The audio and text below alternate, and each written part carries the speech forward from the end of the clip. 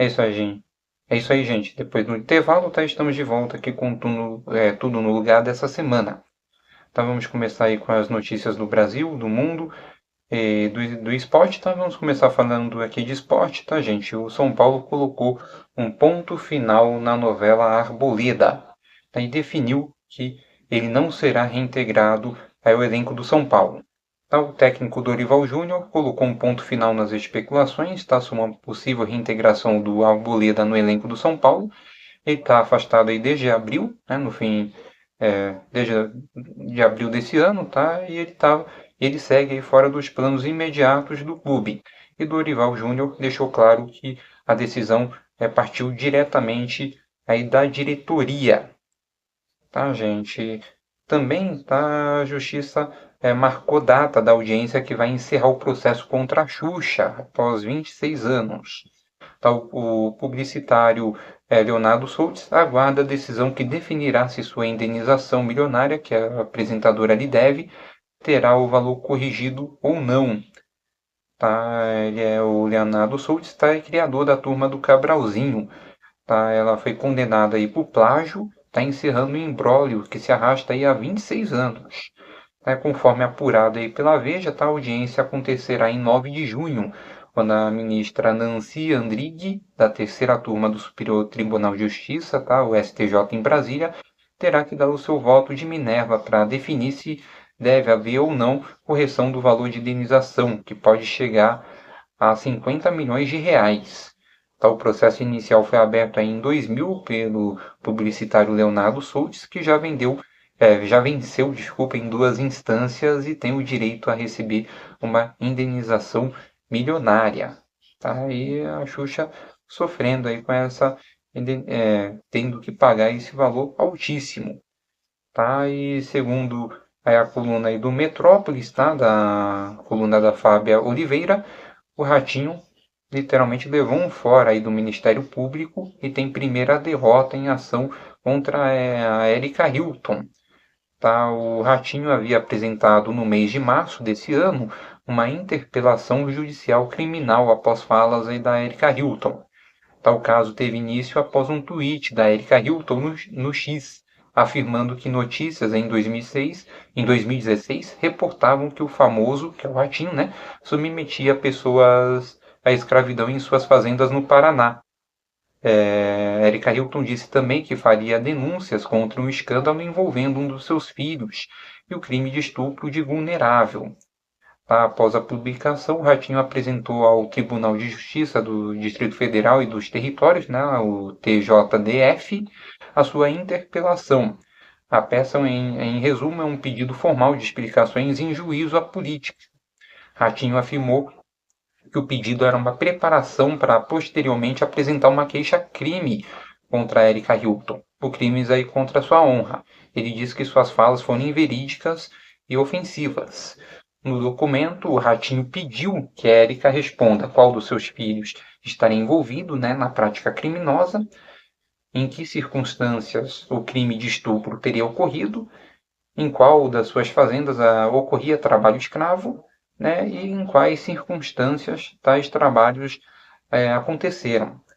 Tá? E o promotor se manifestou, né, na segunda-feira, no dia 18, tá, ele se manifestou contra o pedido formulado aí pelo Ratinho. Tá? O promotor de justiça, Leonardo Caneiro Brito, afirmou que o apresentador extrapolou os objetivos da interpelação. Mais uma novela envolvendo aí a Erika Hilton e o Ratinho. Aí também, segundo aí o Metrópolis, tá? Na coluna da Manuela Alcântara e Pablo Giovanni, Carla Zambelli deixa o presídio na Itália após a extradição ser anulada. Tá? A decisão ocorreu aí nessa sexta-feira, tá? No dia 22. Tá? Foi definido aí que a Carla Zambelli é, acabou sendo solta, daí ela deixou o presídio feminino da Rebibbia, na Itália, após a Corte de Cassação de Roma, última instância da justiça italiana, anular decisão da Corte de Apelação que autorizava a extradição. Ela estava detida na Itália desde julho de 2025, quando deixou o Brasil após sofrer condenações no STF, e sua extradição para o Brasil foi solicitada. A defesa da ex-deputada, na sexta-feira agora, conseguiu reverter a decisão que autorizava o retorno dela para o Brasil. Tá? E ela disse que consagra a liberdade dela como uma vitória de Deus. Tá? Ela postou um vídeo ao lado aí do advogado Pier Emilio Sammarco, que a defende aí na Itália. Tá, gente? E segundo aí informações aí do Datafolha, tá, para o segundo turno, Lula tem 47% contra 43% do Flávio Bolsonaro. Tá, o levantamento mede impacto aí do caso Banco Master, do Daniel Vocaro, sobre a pré-candidatura de Flávio Bolsonaro e também testa a Michele Bolsonaro em cenários presidenciais. Tá, no cenário anterior aí do dia 16 de maio, Lula e Flávio pareciam empatados com 45% cada um no segundo turno. Tá, vamos para os números. Tá, o Lula agora tem 47%, que eram 45% em 16 de maio, 45% em abril e 46% em março. Flávio Bolsonaro tem 43% agora, eram 45% em 16 de maio, 46% em abril e 43% em março. Não sabe ou não respondeu, 2%, e branco, nulo ou nenhum deles, 9%. Tá, vamos lá. A pesquisa é a primeira do Instituto feita integralmente após a revelação das conversas entre Flávio Bolsonaro e Daniel Vocaro, dono do Banco Master. As mensagens foram reveladas aí pelo site The Intercept Brasil. Segundo a reportagem, tá, o Flávio Bolsonaro pediu apoio financeiro a Daniel Vocaro para a produção de um filme sobre a trajetória política do ex-presidente Jair Bolsonaro. Tá, foram entrevistados aí 2.004 pessoas entre os dias 20 e 22 de maio. A margem de erro é de 2 pontos percentuais para mais ou para menos. O nível de confiança é de 95%. Além do cenário com Flávio, tá, o Instituto também pesquisou o nome da ex-primeira-dama Michele Bolsonaro como alternativa ao senador em cenários de primeiro e segundo turno. Tá, Lula e Michele Bolsonaro no segundo turno. Lula tem 48%, Michele Bolsonaro 43%, em branco, nulo ou nenhum, 8%, não sabem, 1%. Tá, o Datafolha também pesquisou cenário segundo turno com Ronaldo Caiado e Romeu Zema. No cenário Lula e Caiado, Lula tem 48%, o Ronaldo Caiado 39%. Branco, nulo ou nenhum deles, 11%. Não sabem, 2%. Tá, no cenário contra Romeu Zema, Lula tem 48%, Romeu Zema 39%. Branco, nulo ou nenhum, 11%, não sabem, 2%. Tá, no cenário de primeiro turno, tá, o Lula ampliou de 3 para 9 pontos por cento a vantagem sobre o senador Flávio Bolsonaro no cenário de primeiro turno. O levantamento dessa semana mostra o Lula com 40% das intenções de voto e Flávio Bolsonaro com 31% nos cenários testados. Uma outra simulação, sem Flávio, Lula aparece com 41% e Michele Bolsonaro com 22%. Com o cenário com Flávio Bolsonaro, tá? Lula tem 40%, Flávio Bolsonaro 31%, Ronaldo Caiado 4%, Romeu Zema 3%, Renan Santos 3%, Samara Martins 3%, Augusto Cury 2%, Aldo Rebelo Cabo Daciolo e Rui Costa Pimenta 1% cada. Regis Dias não pontuou. Branco, nulo ou nenhum 9%. Não sabe 3%.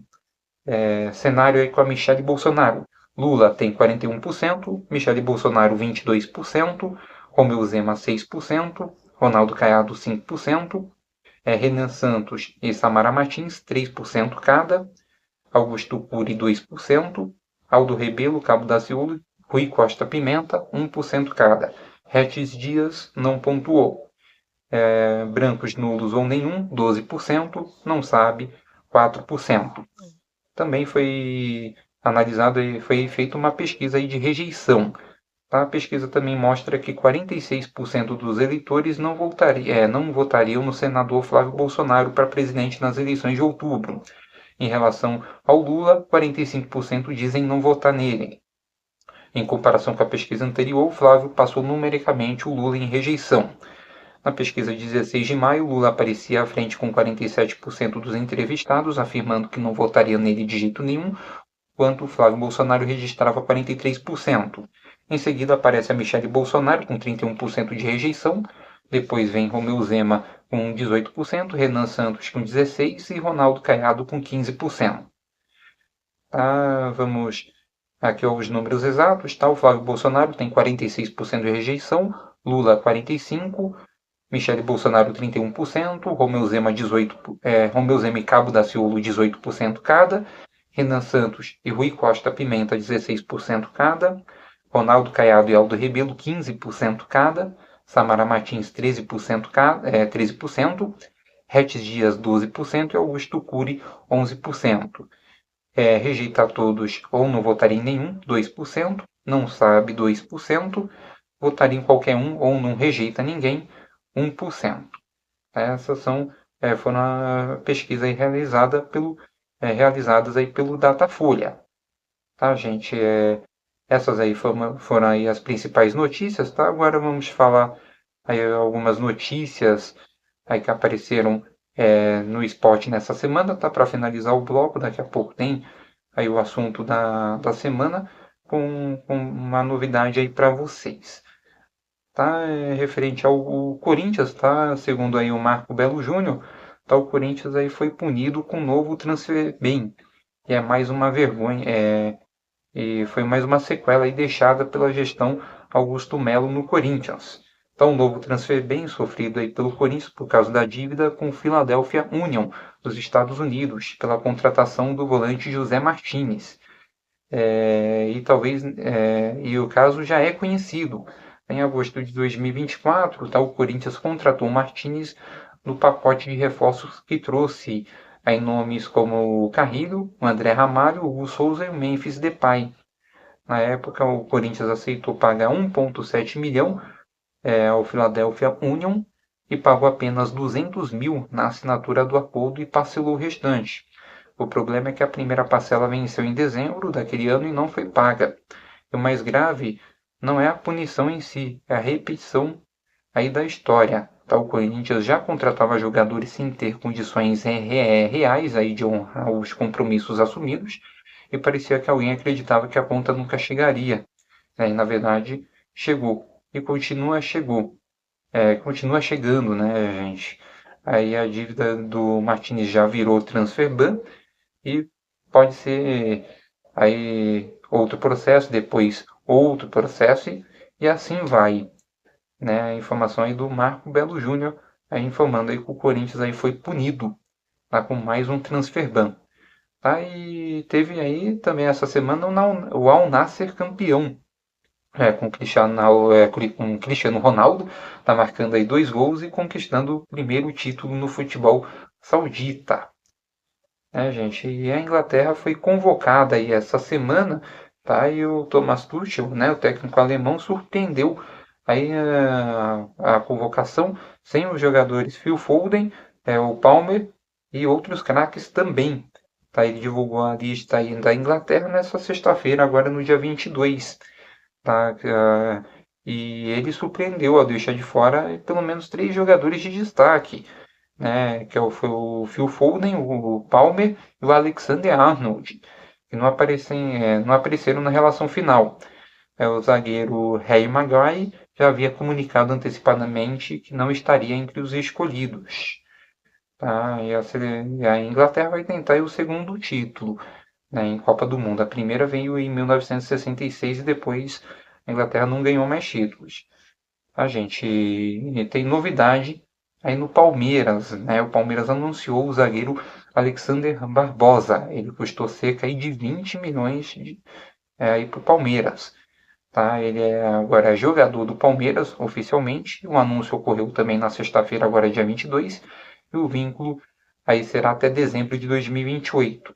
A equipe do Palmeiras paga aí 4 milhões de dólares, cerca de 20 milhões de reais aí para contar aí com um jogador de 31 anos, tá? Que estava aí no Botafogo, onde virou ídolo pelas conquistas da Libertadores e do Brasileirão de 2024. Informações aí da TMC, antiga Transamérica.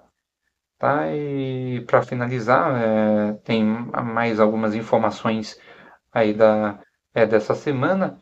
Tá? Infelizmente aí faleceu, tá? O sambista aí Noca da Portela, e também, tá? Faleceu essa semana, tá? O jogador Giovanni Silva, né? E jogador do Vasco. Tá? Minha solidariedade, meus sentimentos aí todos os familiares do Noca da Portela e do Giovanni Silva. Tá, gente? Essas foram aí as principais notícias dessa semana, no Brasil e no mundo, e também do esporte. Tá? Agora a gente vai para mais uma música, e em seguida intervalo. Tá? A música é mais um grande sucesso aí dos anos 80, principalmente tocou muito aí nas baladas românticas aí durante esse período. Agora com vocês, Atlantic Star, tá? Em seguida tem mais um intervalo e daqui a pouco a gente volta aí com o assunto da semana. Tá?